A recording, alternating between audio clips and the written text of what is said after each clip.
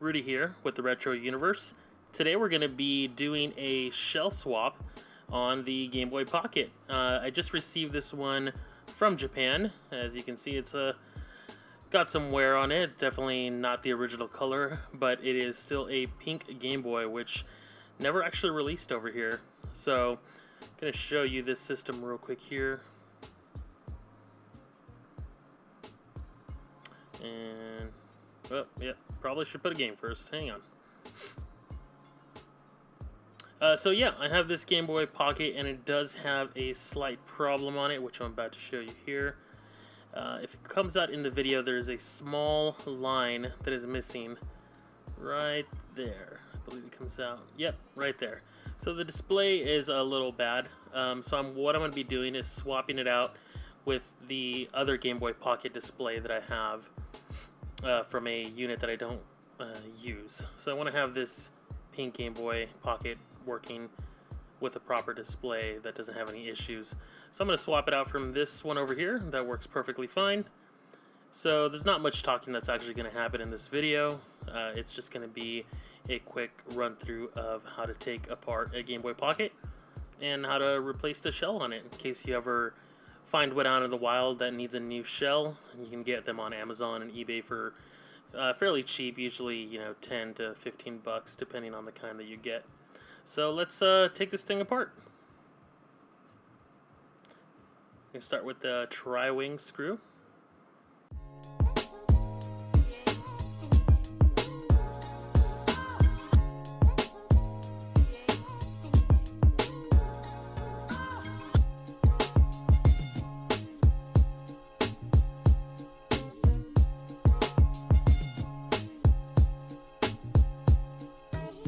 Okay, so as you can see here, it has 3 more screws, and these are actually Phillips head screws. So we've got a Phillips head screwdriver here. Take these off, and there really isn't much to taking apart a Game Boy Pocket. Just a few screws, as long as you have the tri-wing screwdriver, which usually comes included when you get a new shell on Amazon or eBay. Look out for the ones that do come included with it, unless you already have one from a set that you may have. So then we'll take this power off at the top, and the only thing you need to remove is this ribbon cable at the top. So if you could just lift up the little tabs on each side,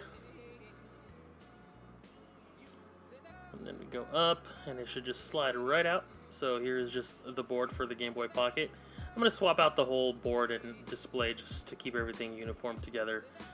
So I'm going to put this guy over here to the side. And usually when you take off a LCD screen off of these, you actually twist the Game Boy Pocket just a little bit. So you are going to twist it a little bit for it to like snap and crack, like that. And then once it does that, you should be able to just freely take it off, like so. So here is the good screen that we're going to be putting into the pink Game Boy Pocket. And as for the buttons and the little gels, we'll just leave those together, unless the other ones are pretty bad, but I might just end up cleaning them. So after we do that, we're going to move on over to the Game Boy Pocket. And here we go. Like the cool blue light. Like the cool blue light. Like the cool blue light. Like the cool blue light. Like the cool blue light. Like the cool blue light.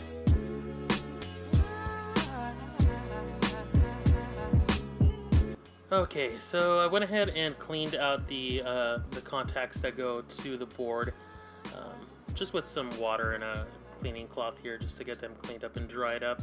They weren't too bad, actually. Didn't have a crazy amount of gunk under them or anything, which you usually find on these. Honestly, this Game Boy Pocket was probably purchased, used slightly, and then just kind of put away somewhere for it to start turning into that more weird orangey color that you see on the bottom of it. So we'll go ahead and just put these gels back on. The buttons were still good, so no need to replace those. And now we're going to go ahead and put the good screen on. And yeah, just with these, you just pop it back on the top, and really no special glue or anything needed for it. It'll stay in place as long as the board is screwed down. And then we just be careful with the ribbon cable not to bend it too much when trying to put it in place. Sometimes it can be a little finicky trying to slide it back into the board, but you shouldn't have too much trouble there.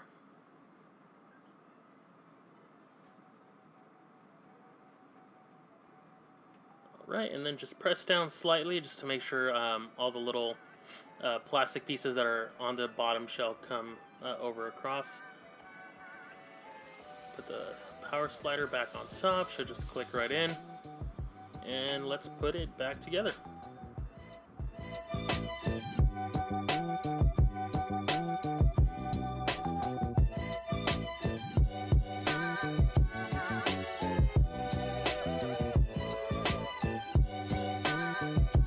Actually, one thing I like to do before I screw it all back together is just put the back on and hook up some batteries to it to make sure the display is good.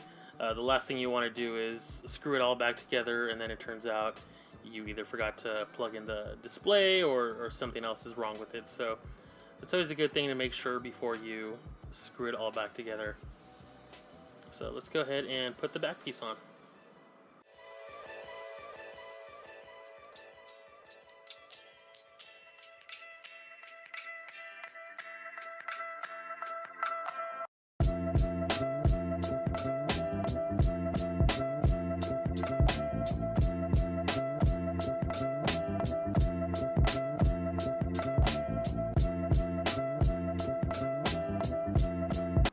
Alright, so it is all back together. We've got Mario Land 2 in there.